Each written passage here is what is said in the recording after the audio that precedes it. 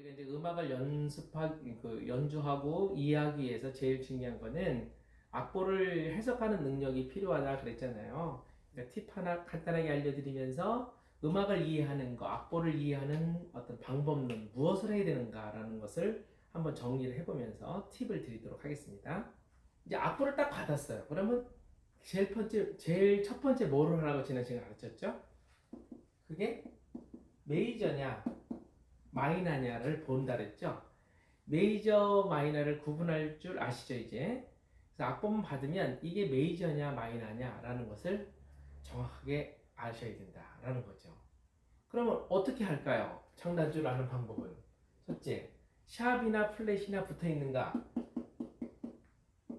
샵 플랫이 붙었나? 여기까지 봐야 된다 그랬죠. 샵 플랫이 붙어 있지 않아. 그러면 다장조.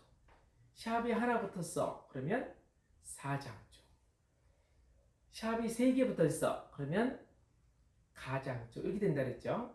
플랫이 2개면 나장조. 네, 그렇게 되죠.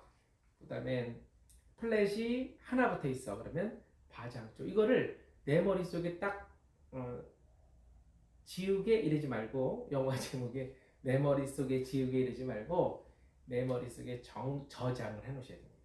내 마음 안에 저장이 아니고 내 머릿속에 저장해 놓으셔야 돼요.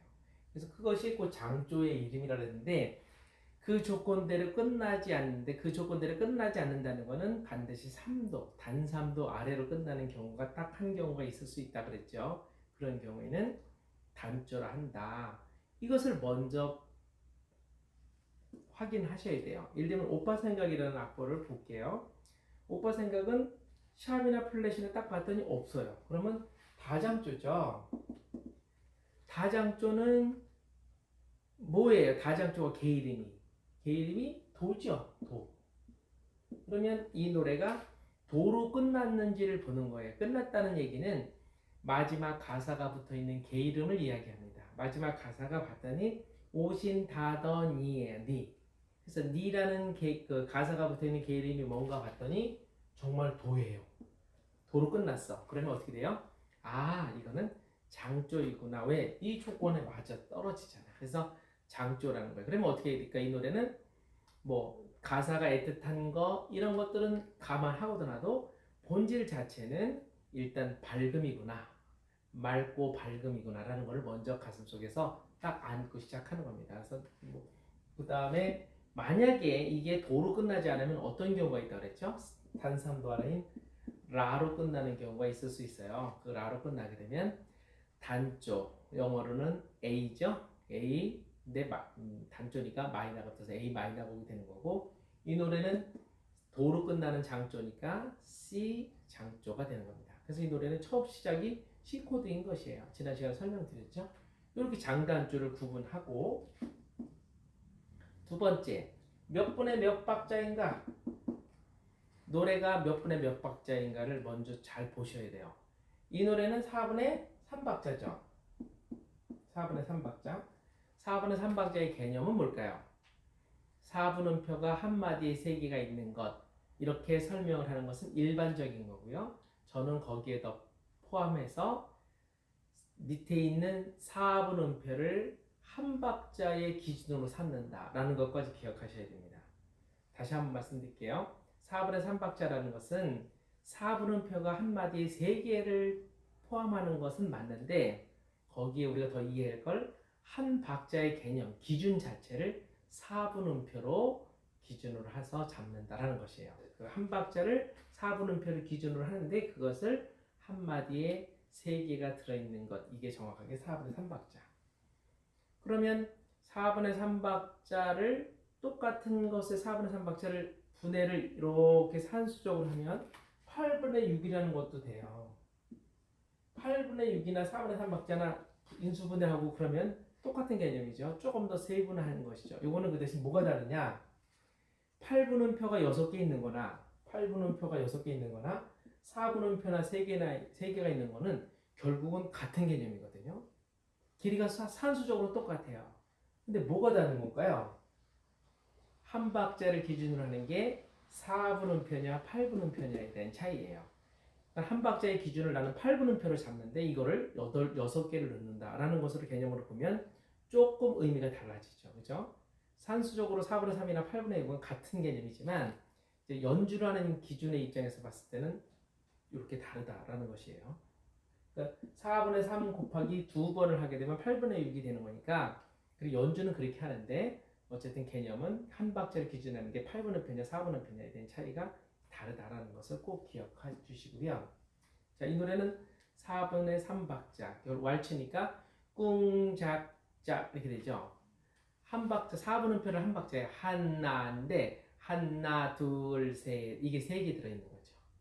그래서 이렇게 박자를 딱 세고 그럼 어떻게 연주할 건지가 나오죠. 그래서 지금 우리가 제시했던 거는 6비트라는 거는 8분음표가 6개 붙어 있는 거예요. 요거처럼 8분음표를 6개 붙여놓고 5, 3, 2, 1, 2, 3 이렇게 해서 6개를 줄을 터치해서 3박자를 한 마디에 꽉 채워 넣는 것입니다. 그래서 이렇게 연주하겠다라는 거 하고 4분음표를 그냥 정말 4분의 3박자처럼 하나 둘 셋 해서 꿍작작 꿍작작 이렇게 하는데 요거는 이렇게 펼친 화음을 아르페지오라고 하죠. 그래서 화성을 펼쳐 놓는다. 각각의 게이름을 탄성을 해서 그 소리를 같이 조화를 이루게 만드는 거. 이걸 아르페지오라고 펼치는 화음이죠. 화음을 쭉 펼쳐놓은 거고 요거는 근음을 치고 나머지 짝짝은 줄을 동시에 탄연을 하면서 스트럼이라고 하면서 동시에 줄을 같이 울려주는 화성을 울려주는 걸 스트럼이라고 하죠. 그래서 이런 두 가지 경우를 진행을 하시면 됩니다.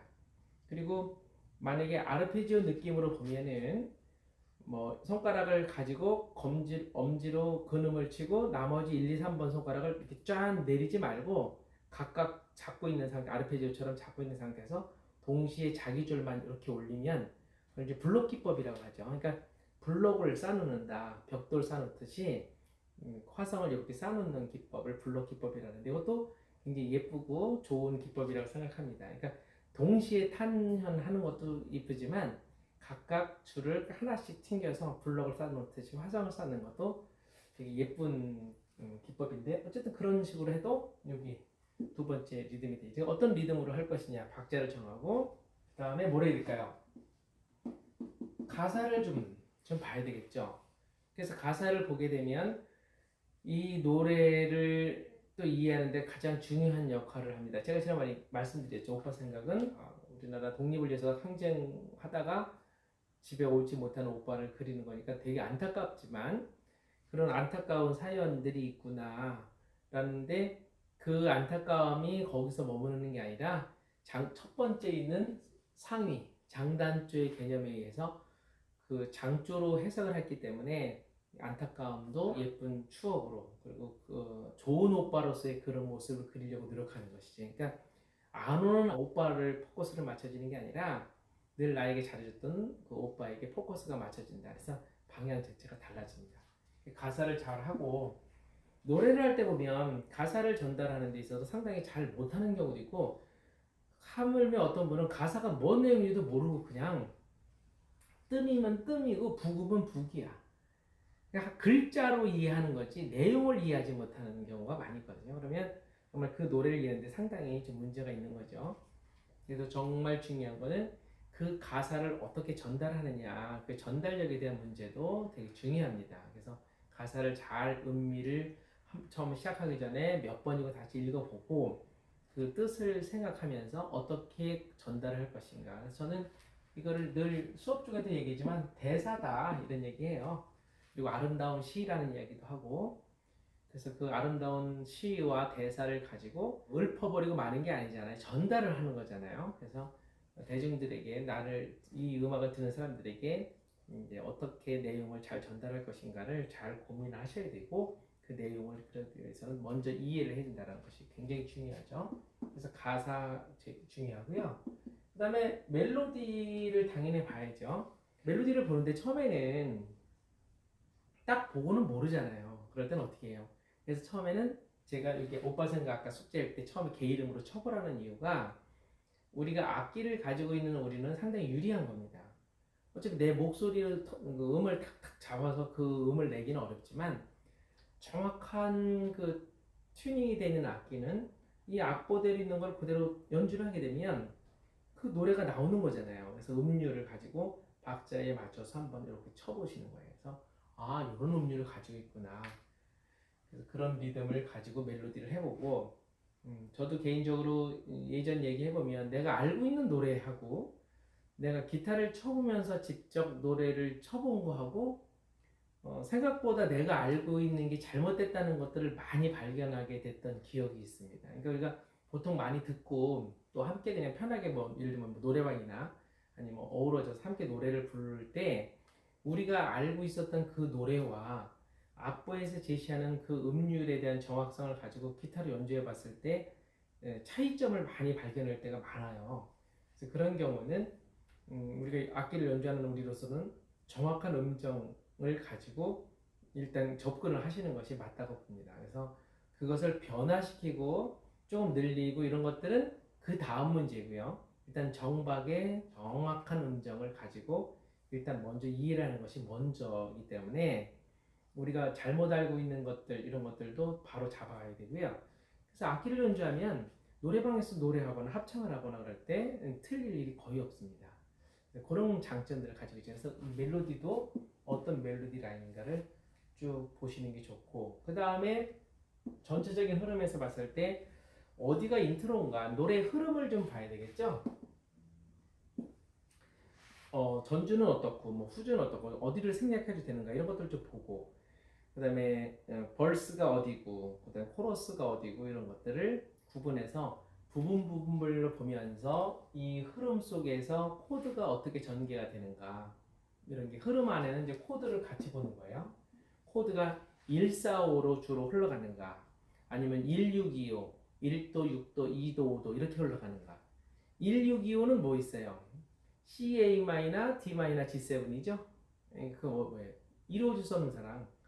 1625 계속 1625, 16 이렇게 반복되는 경우도 많고 또 일정한 부분은 반복되다가 살짝 바꿨다가 결국 다시 또 그 패턴으로 가고 노래라는 건 거의 대부분 작곡을 할 때 그렇게 작곡을 하는 거기 때문에 어떤 흐름 속에 코드가 이렇게 분산이 돼 있고 그렇게 흘러가는가를 좀 보시는 것도 중요해요. 그러니까 보면 네 마디라 해서 네 마디가 딱이 아니라 어떤 때는 다섯 마디가 한 블럭이 될 수도 있고요. 여섯 마디, 일곱 마디가 하나의 라인으로 형성할 때가 있는데 조금 나무를 이렇게 가까이서 보면 이렇게 잡으면 이게 코끼리 다리인지 나무인지 모르잖아요. 그래서 조금 멀리 지켜봤을 때 숲을 보는 것처럼 악보도 그냥 그 자체만 보다 보면 흐름에 대한 게 보이질 않아요. 코드가 어떻게 흘러가는지가 안 보이는데 조금 멀찌감치 떨어져서 전체적인 흐름을 보면 반드시 일정한 패턴에 의해서 반복되고 있다는 것을 아마 아시게 될 겁니다. 하물며 이루어질 수 없는 사랑은 계속 반복되는데 이런 노래도 상당수 돼요.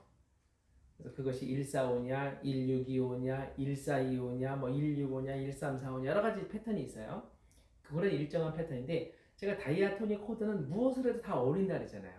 근데 그것이 전혀 뚱딴지 같이 이리 갔다 저리 갔다 막 중구난방으로 하는 게 아니고 일정한 패턴을 계속해서 유지하려고 한다. 그러니까 잠시 벗어났더라도 그 패턴을 다시 오고 이런 부분입니다. 그러니까 있어봐야 두세 가지가 접목된 두 가지 세 가지의 패턴이 접목되고 또 반복된다 이런 얘기입니다. 그러니까 이런 흐름을 보는 것이 굉장히 중요해요.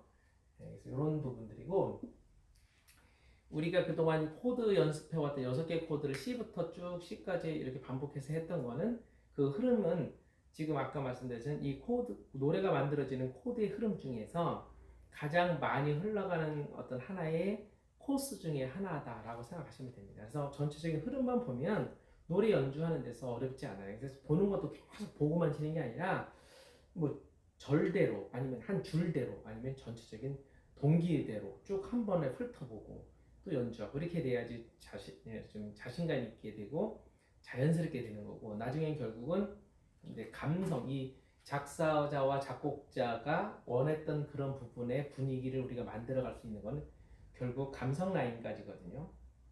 그러니까 노래도 감성 있게 거기에 맞게끔 그 다음에 연주도 피킹도 스트럼도 아르페지오도 다 거기에 맞게끔 다 모든 게 종합이 되어야 되기 때문에 결국 이런 부분들을 다 이해하면서 악보를 이해하고 그 다음에 노래를 시작하면 조금 늦는 것 같아도 결국은 더 빨리 가는 길이다 이런 얘기입니다. 그래서 악보를 이해하는 부분들에 대한 정리를 더 세분화된 것도 있겠지만 요 정도 선에서 이렇게 사람들 악보를 이해해 주시는 노력해 주시면 될 것 같고요.